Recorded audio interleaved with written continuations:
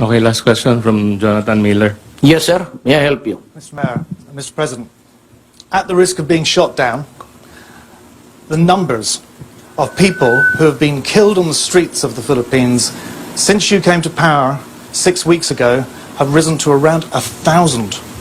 Now, I know you have been contemptuous of your critics, but they are accusing you of unleashing a national death squad. Where is this going to end? Because some are saying that the social fabric of the Philippines is at risk here. Good. That's a very good question. Because at the other past, in the distant past, no police was ever willing to really work and risk his life. You know, it was a practice before. That's why I said I take full responsibility. You know why? Because they are now encouraged and even brave enough to have a shootout. The standard practice in this system of government is that when you accuse him, they would always file a counter-charge and say that due process or that they were unarmed and anything, any answer that could give a leverage. And ordinarily, and you can check this out, in the courts, they have to use that leverage against the poor policeman. Now, remember in this country, no lawyer is provided for the policemen and the other men and the security officers when they get into trouble with the law. They are left at the mercy on their own. That was the policy before, and in the previous ones, they are left behind. So when I was mayor, I told them, go ahead, do your duty. But if you feel that you're in carrying out your duty, you will get killed. My God, shoot him first. And they were protected here, and there were cases filed, and I provided the lawyer. And for the time that they are suspended, that is why they are afraid. They face charges in court, then at the same time, when they are accused, they lose the job because they are suspended. And for the time that they are suspended, and the hearing of cases can take you to eternity, as low as it can ever be, the family is not without food.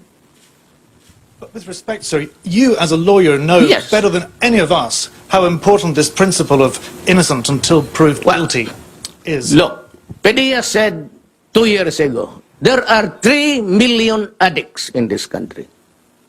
That was the last figure. Nobody cared to find out. Now it's my time. So, 2 years ago, between 2 years ago and now, how many do you think were hooked into drugs? Let us give it incremental increase of about, just be liberal about 700,000. So 3,700,000. And the confirmed 600,000 now was surrendered and took the test for drug addiction. How do you call it? Just a problem? Is just a police problem? Or is it really a crisis for this country? It's not even epidemic, my friend. It is pandemic. So what am I supposed to do as a president?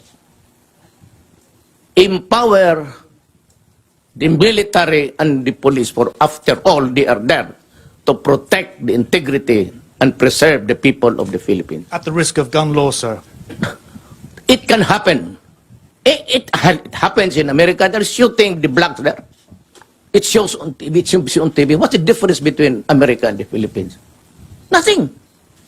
So what is surprising here is surprising to us. We say policemen, they're shooting a black guy there.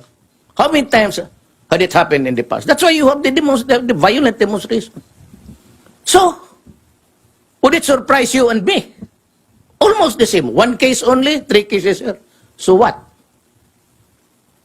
It involves the same principle.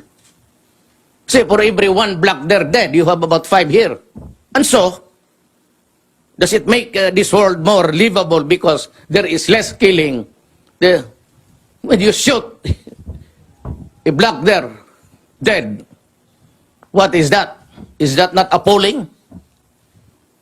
When you bomb Syria and Iraq, and you kill communities, and you kill children and old people and hospital, what is it? And why is it that United States is not doing anything.